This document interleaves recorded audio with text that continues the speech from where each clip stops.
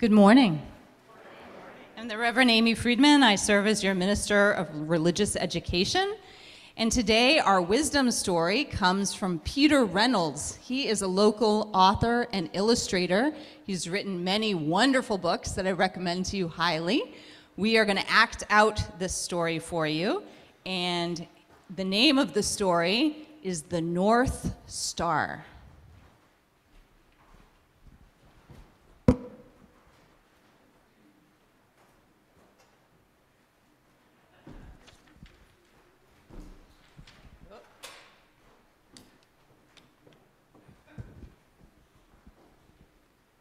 A sweet breeze met the boy as he awoke to his journey. One day, the boy saw an oak leaf. It drifted down, and it landed on the water. He wondered how that leaf floated there, just like the stars float in the night sky. Ooh, oh. And just then, a spray of sand interrupted his thoughts. Oh, where did you go in such a hurry? But the rabbit ran out of sight, disappearing onto a path the boy had never noticed before. The boy left the floating leaf and wandered toward the path. There he saw a cat. Where did that rabbit go in such a hurry?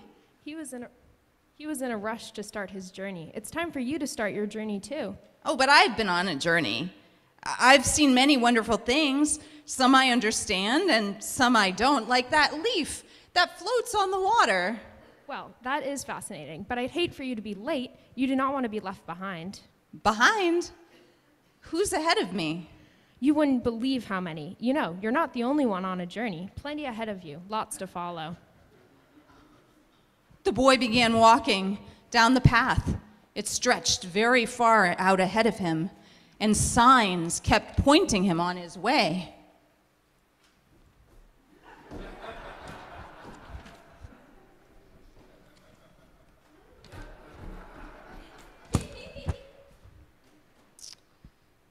Some parts of the journey were easy, and some were very difficult.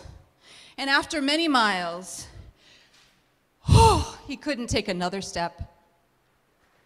He noticed an oak leaf fall from the sky, and he decided to follow it. It sailed with ease. It swirled on a breeze.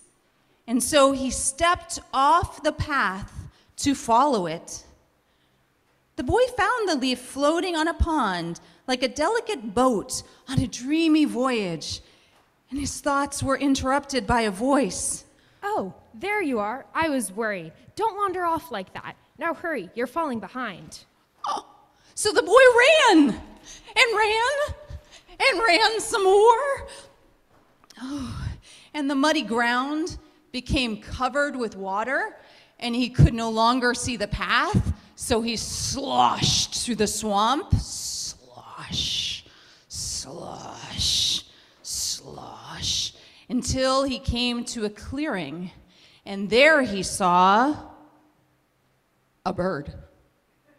You look lost. I don't think so. I mean, I'm not sure if I'm lost. I really hadn't thought about it. Hadn't thought about it? You must have some idea where you are going, yes? Well, I've been following the path, and it seems like many other people have taken this path before me. And there have been many signs along the way, and then there was this helpful cat when I wandered off the path, made sure that I stayed on it. But where do you want to be going? I'm not sure. But I know that this is not where I want to be, so I guess I am lost. Ask yourself where it is you want to go and then follow the signs you already know. What signs? Where are they? But the bird flew off into the night sky, and the boy looked up into the sky, and as he did, the clouds seemed to melt, and there above him was a star, a very bright star. The boy stared at the star and felt a pang in his heart and a tingle in his spine and a whisper in his ear. And then he noticed many other stars stretching out along the sky like guiding lights. They'd been there all along, guiding him along his way. Oh. What are you staring at? What's up there? What's so interesting? Oh, stars. I'm looking at the stars. What stars? All I see is a dark sky, mist, and low green clouds. You don't see them? They're helping to guide me out of this swamp. Oh, maybe you want to come with me. No, thank you. I'm quite at home here in the bog. I swam here as a tadpole, and I grew up here, and here I will stay. All right, then.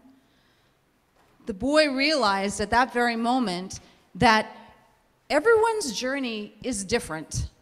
Different journeys, different stars, different signs, almost their own constellations. And as he began to venture beyond the swamp, he heard a cry. Oh! It was that rabbit from earlier.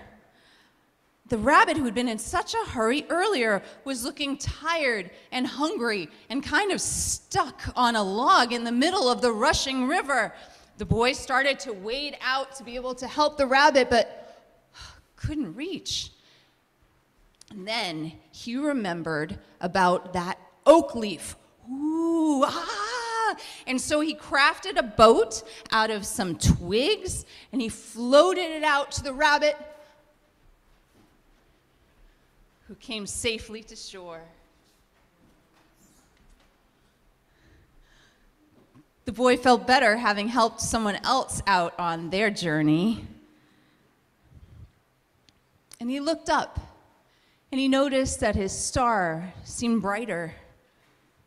And he followed the star, and as he did so, the ground became drier and grassier, and then soft and sandy. And he looked down on a dune and noticed a boat that he could take him far away toward the horizon on his journey, his very own wonderful journey. The beginning.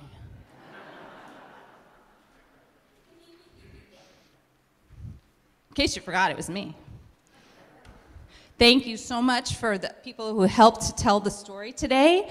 Today starts a new term, our winter term, and so I'm delighted we have new volunteers teaching. Want to invite them forward at this time. And our Soul Matters class, which is first, second, third, and fourth graders, will be going up to the Emerson room.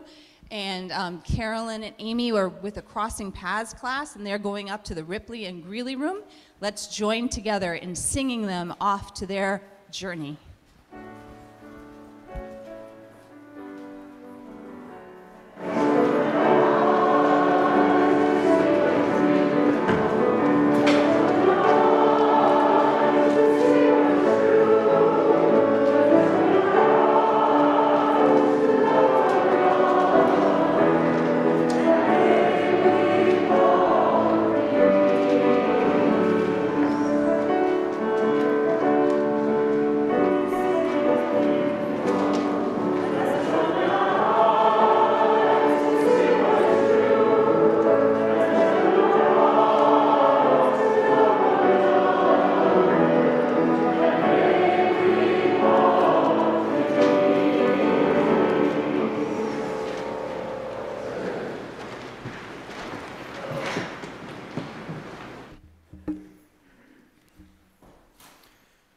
Our reading this morning, Impassioned Clay by Ralph Halverson, is antiphonal, which means in two voices. Deep in ourselves resides the religious impulse. Out of the passions of our clay it arises. We have religion when we stop deluding ourselves that we are self-sufficient, self-sustaining, or self-derived. We have religion when we hold some hope beyond the present, some self-respect beyond our failures. We have religion when our hearts are capable of leaping up at beauty, when our nerves are edged by some dream in the heart. We have religion when we have an abiding gratitude for all that we have received. We have religion when we look upon people with all their failings and still find in them good. When we look beyond people to the grandeur in nature and to the purpose in our own heart. We have religion when we have done all that we can and then in confidence entrust ourselves to the life that is larger than ourselves.